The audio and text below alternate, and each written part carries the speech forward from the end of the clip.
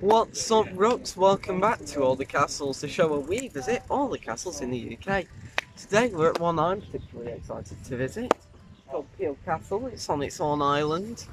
So like you have to actually go onto an island to get onto that island now, which is pretty much island inception. But it's really nice. And to get over there you have to go on a ferry. So that'll be fun to film as well. And well, you can see it's quite substantial actually, there's a lot of it left. What is this? The Irish Sea? No, it's just the Piel Harbour. Oh, lovely. Okay. Well, here we are setting off.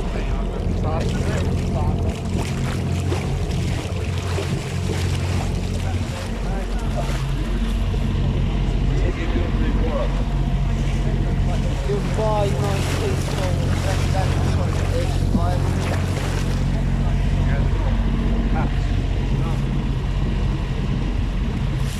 The idea was to go over.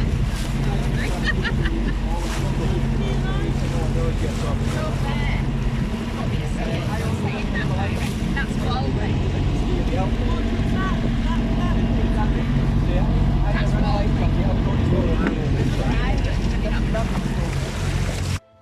Hello, so welcome to Piel Castle on Piel Island. First, a little bit of history. This castle was built for a very different purpose to a lot of the castles we've been to. It was built in 1327 by the abbot of Furness Abbey, which is a couple of miles away across the water there, and it was mainly used to control trade, because the abbey indulged in a lot of trade with Ireland, and so it was something of a fortified warehouse. The date 1327 is probably indicative of the need to have something secure following the Scottish raids. Because he was given a license to crenellate, that probably means there was an earlier building, but what you see here was built in 1327. The most historic Piel Island had the biggest impact nationally in 1487, when it was the landing stage for the army of Lambert Simnel, who was pretending to be Edward, Earl of Warwick, and he was put up to that by people who wanted to overthrow Henry VII. And the most notable person in that rebellion was John, Earl of Lincoln, who had been named, we think, as the heir to Richard III after Richard's son died. After the Battle of Bosworth, John initially submitted to Henry VII, but he later joined this rebellion.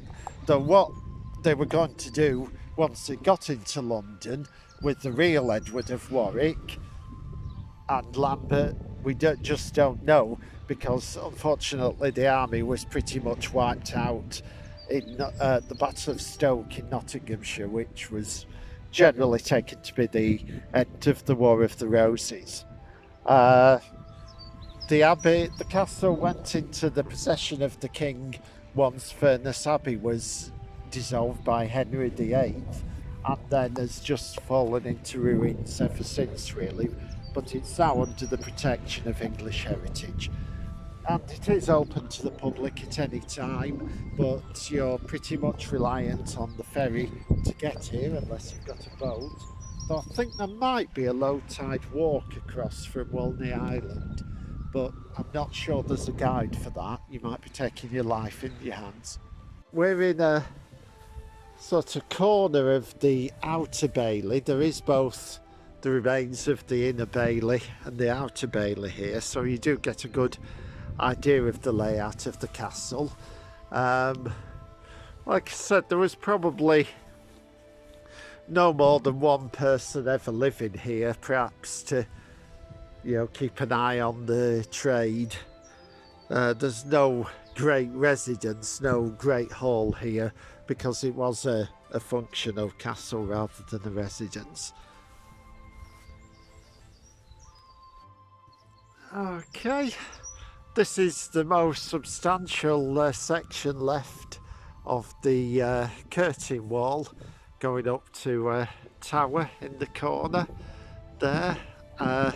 Most of the castle was built with rocks from the beach because it's quite a rocky outpost, so the building material was close at hand, though as you'll see when we get to the keep, Cumbrian sandstone was used for the decorative finishes. Hello, we're now inside one of the other corner towers, and you can see what I was mentioning earlier, that you've got the red sandstone around the windows, but you can also see above there's some timber framing. Is it? No, just looks like it. It is stone, and typical medieval narrow window slot. We're now in a little building still in the outer bailey, which is known as the chapel, though I think that's not totally proven. It is a two-story. It was originally two-storied. You can see all the holes to support the first floor, and nice window halfway up the wall there. Yeah, as you can, Simon is now walking towards the inner bailey, where the most substantial part of the castle is. And well, it's a completely different shape. Simon just saying it reminds him of Beeston Castle. Well, okay. And you enter, there's still quite an impressive gatehouse here to take you into the interior. Lovely sandstone arch. I bet it still looks as good as new, that up there. Yeah. And now in front of us we have the keep. Much less overgrown.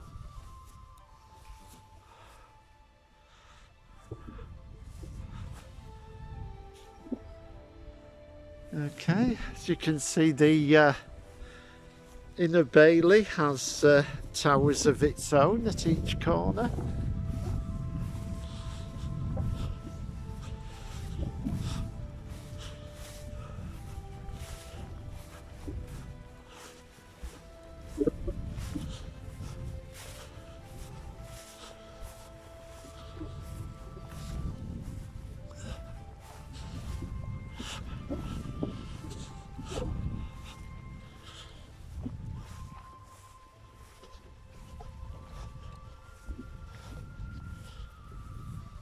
What's this telling us? Oh yes, please take care.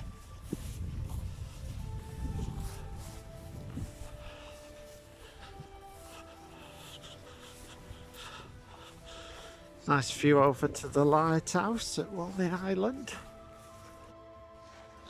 Right, it's a bit frustrating here because we've walked all the way around the keep and there's no real entrance. We've climbed over that low wall to get in. It doesn't tell you keep off, it just says take care, but looks like it might be a bit tricky to get back up it. And then you're faced with another bit of a wall to climb, but you can see, you know, that it was quite substantial. You've got some 1, 2, 3 windows on 3 different stories there, and then a further turret up at the top. And you've also got an inner dividing wall which splits the keep into 2 sections. So as you can see, it's quite a narrow chamber here. I don't know, that's quite unusual. I don't know what the purpose of that was. And yeah. I could climb up there. Are you going to, Simon? Simon's been very brave here.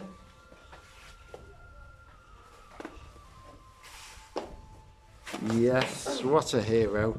Okay, do you want to take the gimbal and film what you can see there? Well, it's not much eventful. I can see why there's not really an entrance. So there's no actual way to get up to. I know, that's what's puzzling me. I mean, they've put railings up there, but if nobody can get up there, what's the point?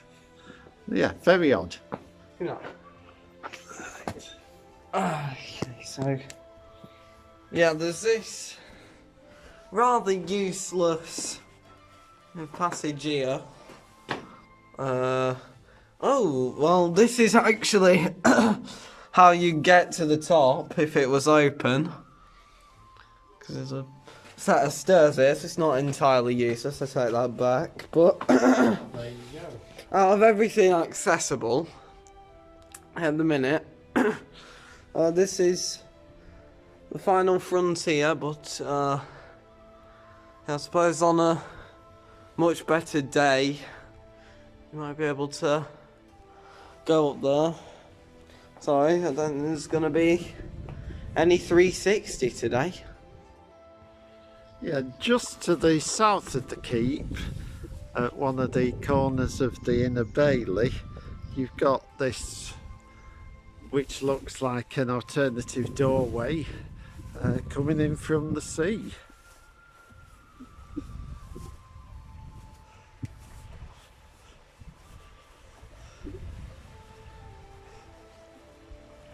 So, yeah, nice. As you can see, still a rocky beach. Like I said, the castle was mainly built from that. Oh, and you can see the remains of the outer bailey here. That was confusing me a bit, that the inner bailey seemed to go right to the sea, but there is another layer of outer bailey, and lovely view of the whole sweep of Walney Island. Okay.